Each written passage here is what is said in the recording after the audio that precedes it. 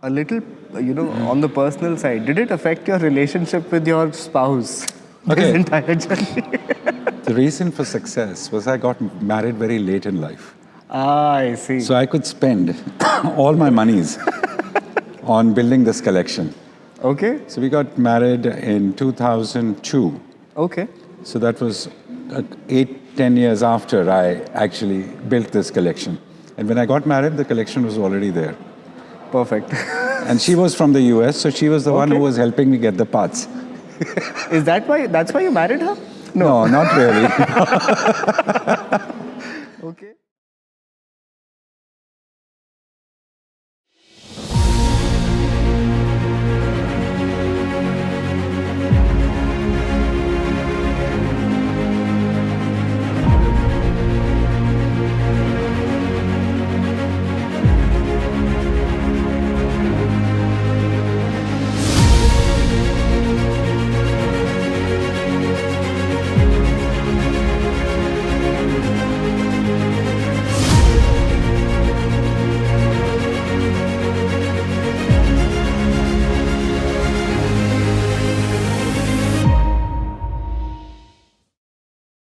What about, you don't think that it's required to start up the engines every day just No, for like we've not idling had a for 5 problem. minutes? Because it's in an indoor environment, then we've tried that also. Okay. But we've had issues with, the fumes not getting out of the museum building. Okay. It was not, the building was designed to display, not for live engines. Understood. So an interesting one, uncle, that you know how the whole thing is now shifting, the whole car thing is now shifting towards, having sustainable engines running on biofuels, and eventually it's going to shift to EVs, and I don't know what's going to happen, maybe even hydrogen. So do you think that people will start loving these kind of cars and valuing these kind of internal combustion cars once they start, seeing more of EVs around them? That always happens. Today, if you look at the designs, especially the 40s, 50s, and 60s, Sure. of these cars, you don't get to see them today on the roads. Typically, you see the modern cars; they're all similar, very with minor, differentiations. So when you come to the museum, a visitor is awed by the designs, by the way these cars looked.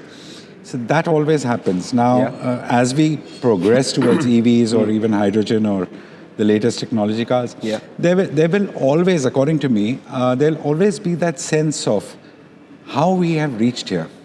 Okay. In order to, to see what was in your past. See, museums tell this story very interestingly, that, okay, this is your past, this is your heritage. You may be here today, but it's very important to know from where you've reached there. Sure. So I think there'll always be a demand, there'll always be appreciation for these vehicles, for the vehicles. In fact, I must tell you this interesting story. Sure. After the scrappage policy was announced, 10 years and 15 years, we were inundated with calls. This is my father's Ford Mondeo. This is my father's Honda City. Okay. We would like to send it to the museum. So for a moment, I looked back. I said, I can't display a Ford Mondeo at the present moment. Yeah. But I still got that car. Okay. Wow. So that person came and delivered the car here, driving the car, with his father's famous CD of the music he used to listen to in that car. And he specially told me, leave the CD here only, because that was his thing. So like this, we got about 5-6 vehicles, and then we said, okay, let's put a full stop, because I'm running short of space also. And none of those cars are on display within.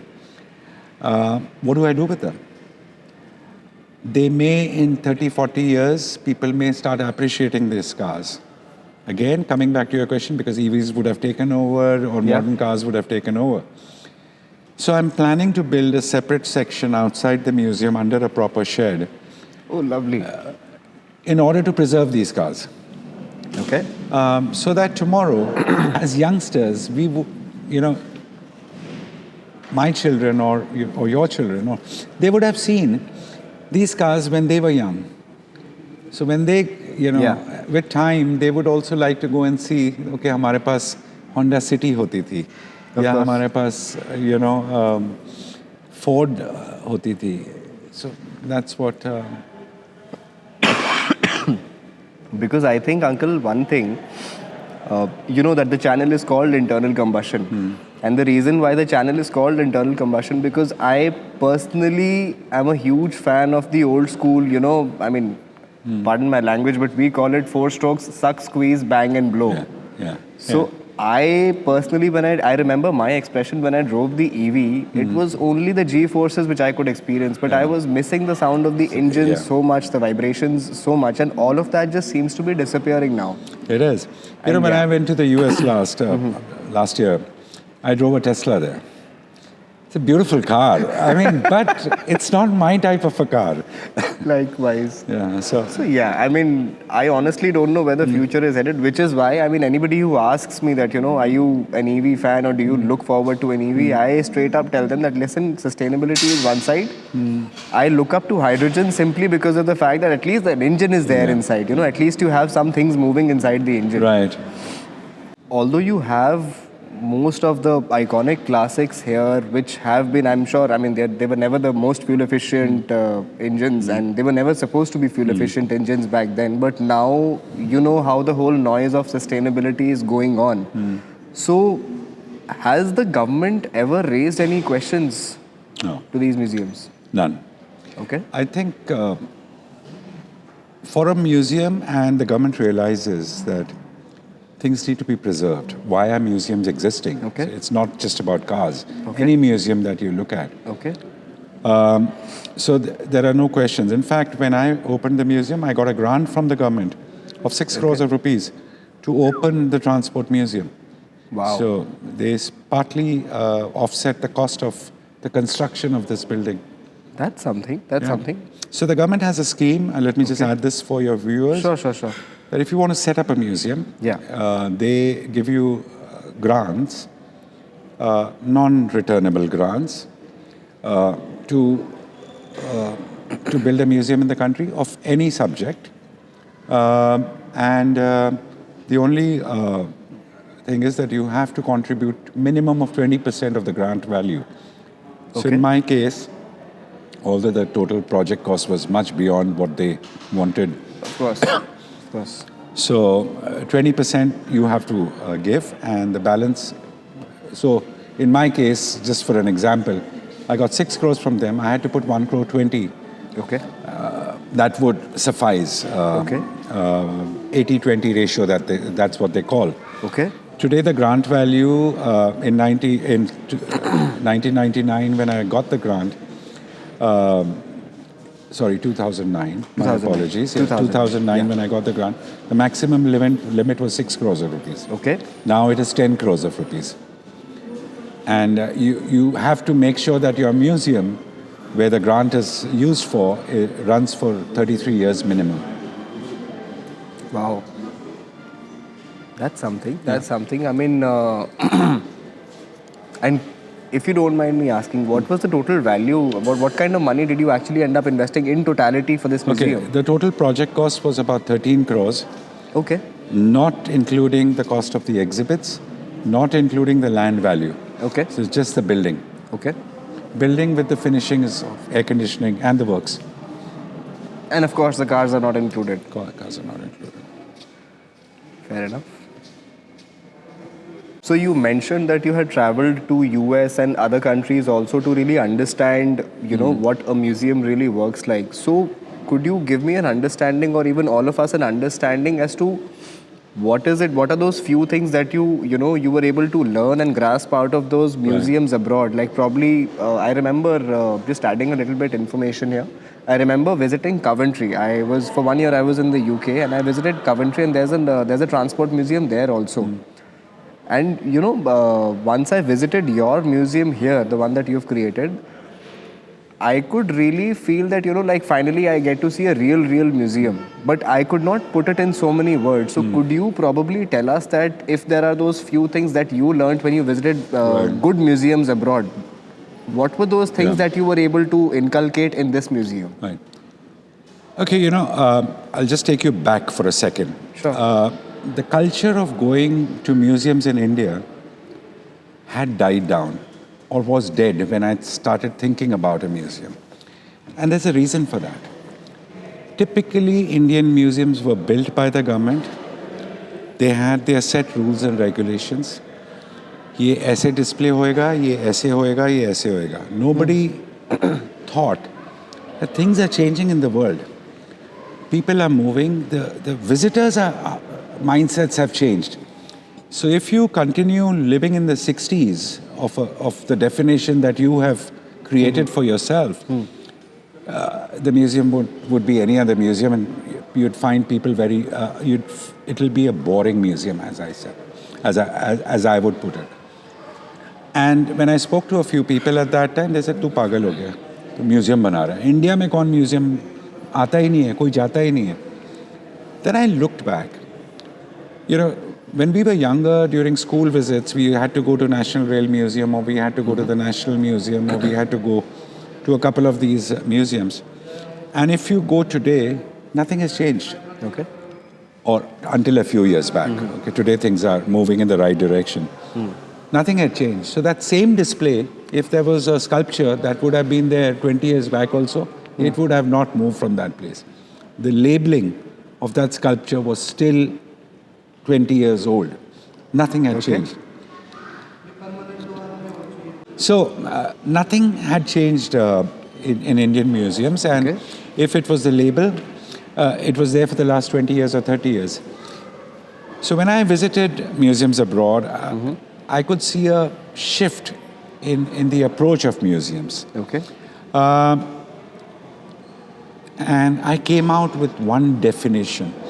I said, I'm going to be a museum in the literal sense, but I'm going to be a visitor-centric attraction. All that I do out here is going to be for the visitor, because he's the king for my museum. If he's not here, this museum won't survive. Sure. So everything that you see is designed for people to appreciate things a lot more. Okay. We purposely kept it, we don't have those big panels or, big, a thing like, a barricade in front of them. We want people to come close to it. It's an education. We need to educate people. Don't touch it. Sure. But that happens, when you keep the objects open. A lot of events that you keep doing. In fact, tomorrow, if you want to hire the museum for a function inside next to the cars, we do that also. Yeah. Tomorrow, if there's a liquor service required, we get the license and we serve liquor also. So we have tried to break the mold of what museums should be. Yeah. At the end of the day, we are not a government museum. We will not get money from the government to pay the salaries of our employees. We won't get money to pay the electricity bill.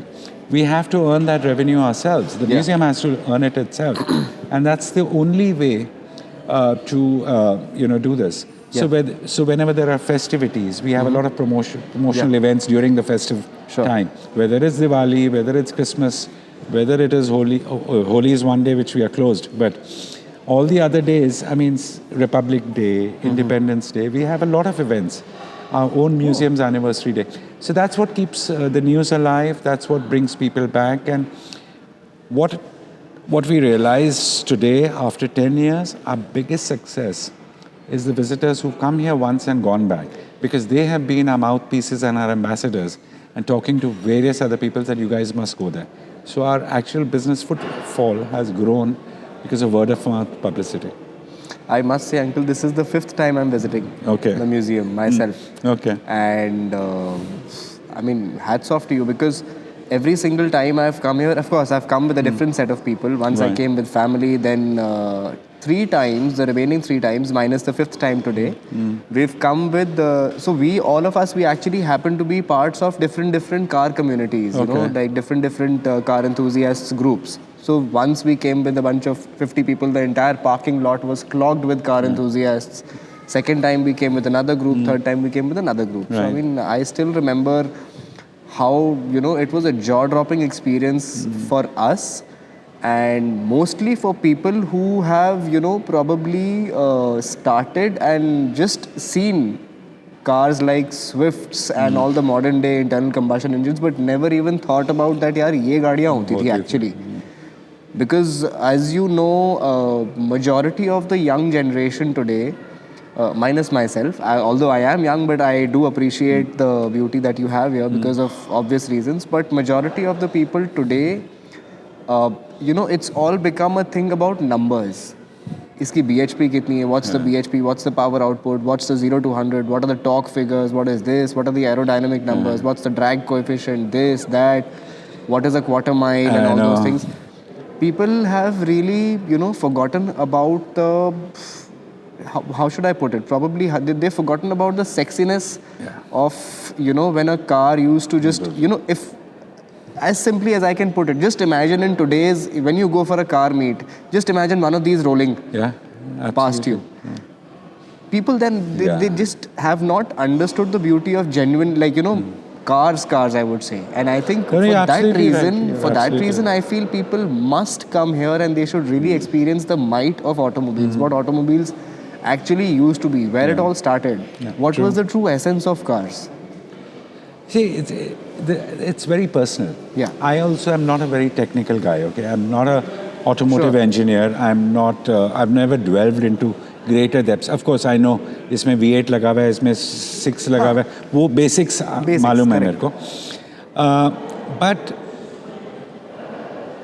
what is it that I like about vehicles? I like their sheer beauty. The design element. I like the way they ride. I love those things. And that's a very personal thing. And I thought that is what people will appreciate it when I was creating this museum. And to my surprise and delight, I think we've done a good job that, we continue to get a stream of visitors. But having said that, the museum is now 10 years old. I need to move. I need to do something now. Because in the last 10 years, things have again changed very fast. What had not changed in 40 years has changed, in the last 10 years. So a year and a half back, we introduced the 4D simulator that's there. We are looking at various interactive ideas as to how do we continue to generate visitor interest. How do we improvise or improve our audio guide system? And how do we make it, every age group comes here. And so I did get a thing that for youngsters, very small kids, 3 years and below, they really can't do much. So we're trying to make a program as to how do we, get some interest levels for 3 years and below. It's going to be a difficult task, but we're still hoping for it because they say my kid loves cars, but he can come, he see that, but you don't allow me to sit inside the car. I said, if I start allowing you, the car, the door will one day come out, or it won't last long. So I have to maintain some kind of principles and policies for everybody. So things are changing, and we need to change if we need to stay relevant. Would you encourage people to, or probably young people like me and him or everybody, to start similar museums of different generation of automobiles? Or, why not? Why not? But always keep in mind, which I kept in mind. If you think about just automobile museum, don't look at just cars. Look at adding some contemporary thing within the space. Look at adding a completely radical thing within the space. Look at something which will divert the people's attention, visitors' attention. Because what happens is, if you see 8 cars in a row, you lose that interest. You stop noticing the nuances of every vehicle. So in order to, for the visitor's mind to stay alert, you need to break it with something or the other. You have to break the monotony, correct. So that is very important. Museums, there's another school of thought is, why do I go to a museum? I can see every car on the net. You don't get that feeling when you physically come and see a vehicle. A Yeah. photograph, a 2D or even a 3D photograph Yeah. will not Do justice. your, as I put it, your sensory organs, need to be, Yeah. ignited. That doesn't happen with a picture or a 3D Doesn't. image. You have to see that physically. So museums will stay, but Sure. they will need to be evolved, even better evolved than what I have created out here, in order for them to succeed. Of course. One last thing about museums in general, Uncle, and I feel a lot of the people are still living with this perception, or should I say misunderstanding. I would call it a misunderstanding after I got to know your story about it, is that people feel that museums, a large chunk of the people think that such museums are usually created by the government and are supposed to be maintained by the government. It's not so. Yeah. Government is stepping back from museum field. The schemes that are there is to encourage private individuals. You can see a lot of private museums that have come up all across the country. Right. And I think the government somewhere realizes that they can't run museums. There is a certain amount of finesse, there is a certain amount of ideas that a modern, society or a modern trust or individuals can bring into the field. So museums are going to stay. More museums are going to happen from private modes. In fact, there is also this thought process within the government circles going on, is to lease out some of the existing museums to private entrepreneurs, so that they can make money for the government, and the government, if they're spending X amount of rupees in maintaining their museums, they should rather get some money out of the museums, rather than keep spending. I think it makes sense because, giving out, considering you're sitting in a car museum, heritage, a vintage car museum, I think it makes complete sense to give it out to, let's say, people who are genuinely fond or they have the love for those kind of machines, or let's say railways or whatever kind of museum you have. So because of that enthusiasm, I think people end up, doing whatever it takes to be able to maintaining them and keeping them in the right condition. Because if these cars, let's say, they were not kept in the right condition, nobody would be wanting to come here and visit That's right. the That's museum.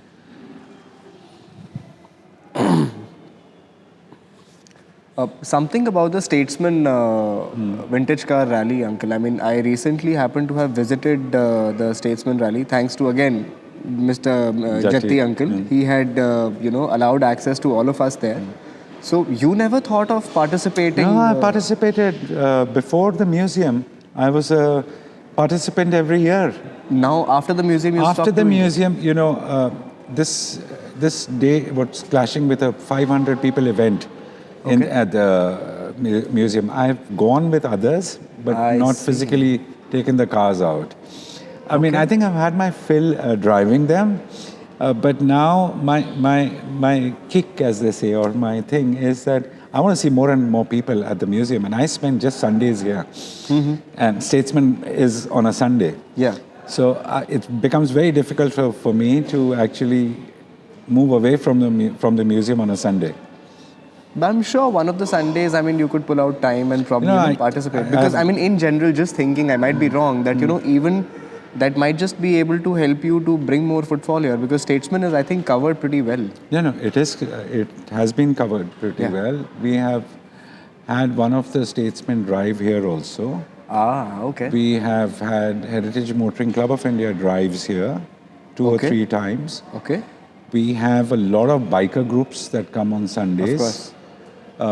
So people are aware of the museum. It's not that people are not aware. Yes, your point is well taken. I do go there as an individual who has built the Heritage Transport Museum. Yeah. Not participated in the recent years, but I used to. I've used to for a number of years. Okay. Do you have a motoring history yourself? Your personal motoring history? You don't? None. It just started with the Chevy that you picked up? Started with the Chevy, and that's about it. Lovely. Last question. Anything that you would like to tell the viewers about your museum, or in general about classic cars, owning them or maintaining them? I think the only thing I need to tell your visitors is come and see and experience this museum. Okay. Okay, because unless and until you physically come and experience this museum, you've not seen what India has to offer in terms of a museum space, a new museum. We have tried to design the museum so that every age group, has something. It has something for them. We have a contemporary art section. We have temporary exhibitions from time to time. We have, tried to create an ambience which is more appealing, pleasing to the eyes. In fact, the chief curator of Glasgow Museums had come here. Oh, And he okay. had said that it's unbelievable what you guys have been able to do with a limited budget. We've spent millions and millions of pounds in recreating our automotive museum there. And I think I would rate this better than our museum. Wow. So I think that was the biggest compliment that I could ever get from anybody. I think we Indians are famous for that now, especially after what happened between ISRO and NASA also. Yeah. Thank you so much, Not at Uncle. all. Thank My you so pleasure. much for your time. It was My a pleasure talking to you. Thanks for taking the effort to come here, and thanks to your Please. team also. Thank you so much. Thank you so much. Pleasure's all mine. Thank you.